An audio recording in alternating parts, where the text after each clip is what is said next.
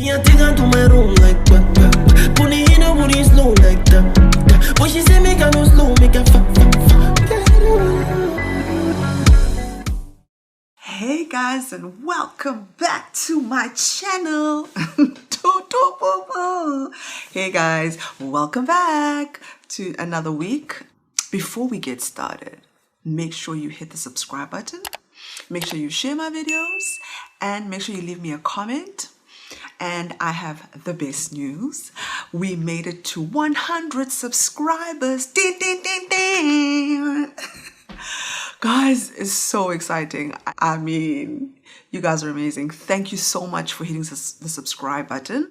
When I started this channel, my intention was to share information with entrepreneurs who wanted to penetrate the South African market, who want to get into the retail market.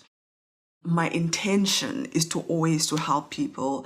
I've worked with over 300 suppliers in the SADC region, which includes Mozambique, Zambia, Namibia, South Africa, Malawi, so many countries that I've worked with. And the recurring theme is that, I will sit down with entrepreneurs, who have amazing product, but they don't even have certification. Let alone some of them don't even know the cost implication to it. They know it exists, but they don't know the cost implication to it. And they're hoping to get into retail without the certifications, which is virtually impossible because retailers are bound by law to have people who have certifications because those certifications protect their customers. So if you are in the food industry, you have to have a food certification, which shows that you've gone through the audit of making sure that your food is safe to consume, right? So today, without further ado, we're going to talk about what certifications are needed to get into retail. I'm going to take you through, I think, foods and then clothing. Food is more complex, clothing also complex, but not as much as food. So let's say you want to get into a shop, right? And you're selling vegan food or vegetarian food or organic food, okay? So you will need quite a few certifications if I think about this logically. So if you have factory that you make the food from, you obviously need a factory audit. Okay, that's one. Having a factory audit doesn't get you an appointment or in the door.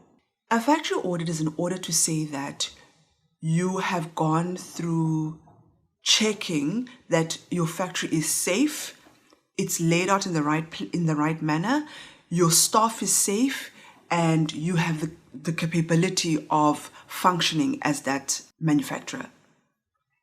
An ISO has a different meaning to a factory audit.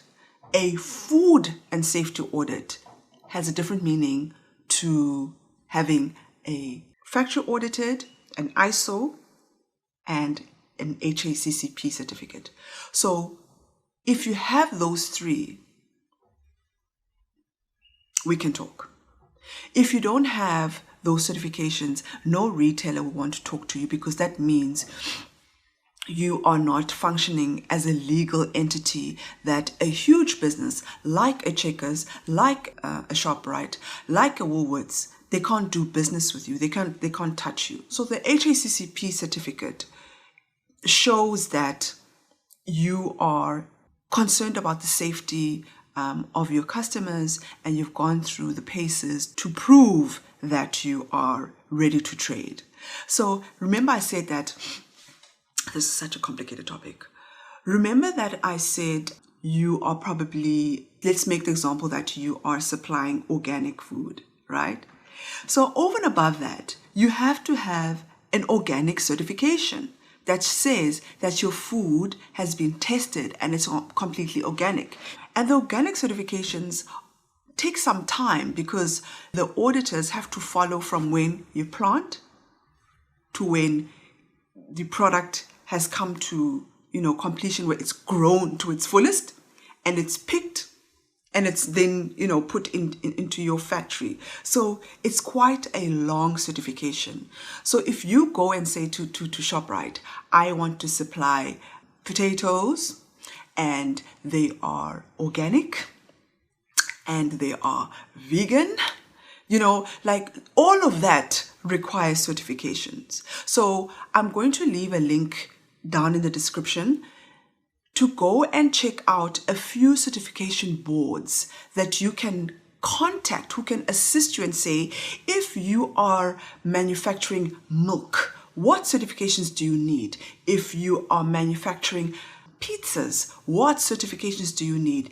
If you are manufacturing butter, what certifications do you need? Because with buyers, okay, so the intention of my channel is to help you to get into a retailer, is to help you to sit in front of a buyer, and say, this is who I am and this is my product. The first thing that a buyer will ask me as a consultancy is, Kiba, these suppliers that you are putting in front of me, do they have at least an HACCP? And if I say yes, then they'll sit up and say, okay, do they have a factory audit? And I'll say yes. And then that's like, okay, can I meet with them? Okay. So, there are some certifications you can do within the process of being onboarded by a retailer.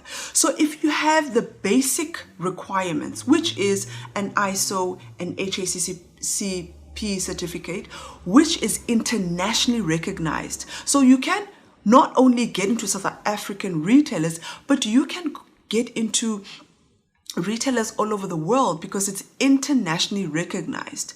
So you can import or export your product to a different market, whether to Switzerland, to the UK, to the US. It's up to you in terms of, what is your capability of getting those products there. Okay. So the food industry is very, very strict. They won't touch you without certifications.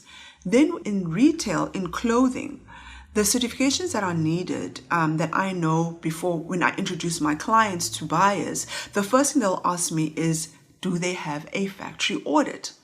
A factory audit is an audit. It's not a certification, but you do get a certificate to say that you've done the factory audit. The factory audit is an audit that is done by a auditing board, right? That goes in and says, we've come into your factory, and the minute we walked into your factory, we looked at your setup, we looked at how your staff members, use the machinery. What machinery do you have? How many do you have? Do you have a bathroom for your staff members? Are your staff members trained and they trained adequately? Is there air conditioning? Is the factory ventilated properly so that it's a conducive environment for people to work in that factory? Do you have entrance and exit points? If there is a fire in your factory, can people leave, and can they leave quickly? Do you have staff members who are trained in if there's a fire, are they trained, and can they help, other staff members to exit the factory, and can they do that on time? Do you have extinguishers on the walls, and are they positioned in the right places? All those important aspects is what the auditor will look at when they come into your factory to do the factory audit. And I know some retailers also expect manufacturers to be part of the bargaining council. So the bargaining council is something that you can do through the DTIC, Department of Trade and Industry. Yeah, so I'll also leave a link below that you can do your research, that when you do sit with these retailers, you're not only well informed, but you've gone through the paces, you've done, the certifications that are needed for you to get new business. So that's where I'll leave it today. Thank you guys for jumping on. I hope this information helps, and see you in my next video. Bye. Yeah, take her to my room like that. Put it in a booty slow like that. When she say make her no slow.